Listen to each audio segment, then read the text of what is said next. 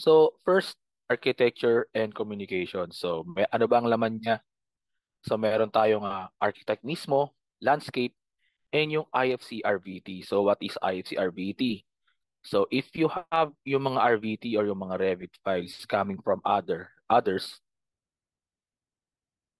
si mismong software, hindi na siya manghihingi ng converter para ma-open ko siya. So, kapag kagaling mismo yung RVT file or RFA, pinasa sa akin, ma-open at ma-open ko rin naman siya.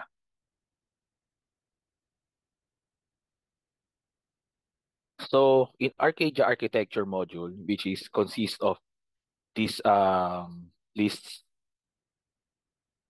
So, itong mga to, yung for example, itong mga walls, yung mga windows and doors, yung for example, itong foundations, yung mga stairs, ay meron na mismo sa loob mismo ng software because Arcadia itself consists series of libraries. So, para hindi na tayo mahirapan at mag-edit na lang tayo kung ano yung required doon sa mismong drawings. So, ito na yun. Ngayon, pag nag-roof ako, so now, mag-auto roof muna ako, pero pwede ko naman siyang galaw-galawin ng mano-mano.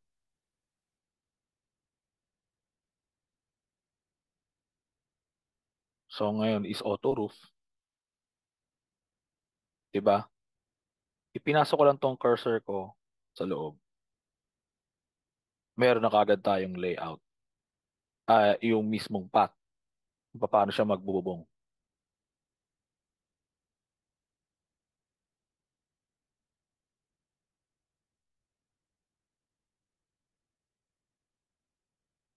So ilang minutes ko lang ginawa to, may bahay ka na.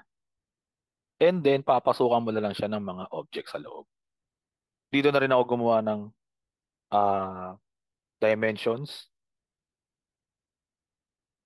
dahil pumunta ako sa description, dimension. Ito hanggang dito. Tapos space bar, ito na yung dimension. Or dimension the entire drawing. So, paano na mapapasok si BOM niyan? Balik tayo architecture, sa wood list, ayan. So, si Arcadia, ginawa ang software na to para hindi na mahirapan yung mismong designer. So, siya na mismong gumawa ng, ng ating table. Diba? Konting click lang. Room list,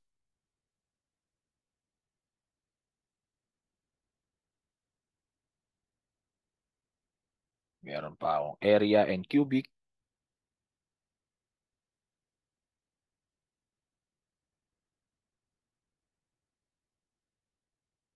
Oops.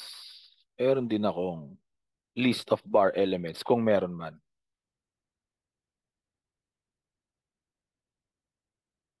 Ayan o.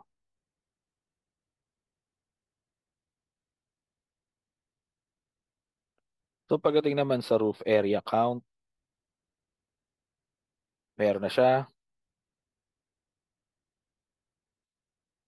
Roof material, excuse lang, roof material.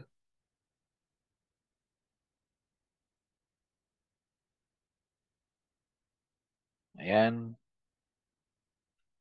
So, meron din akong roof accessories if ever I have. So, meron pala. And then, yung wood list. So, wala naman ako nalagay. So, what if naman dito maglagay sa ceiling panel list? Diba? Or, meron akong item list.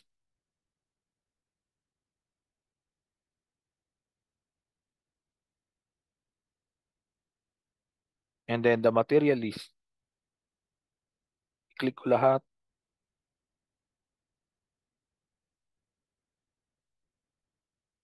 Diba?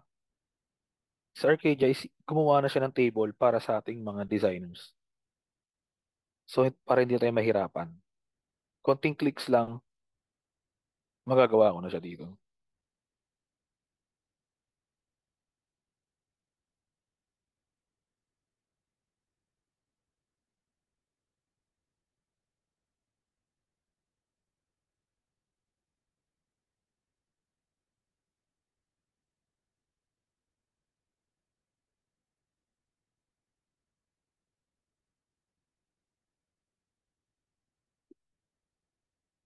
So do you have any question?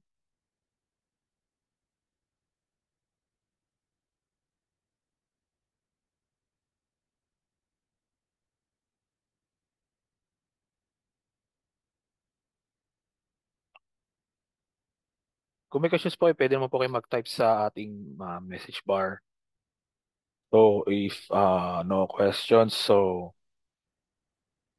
this is for Series 1 Arcadia for Architect module. So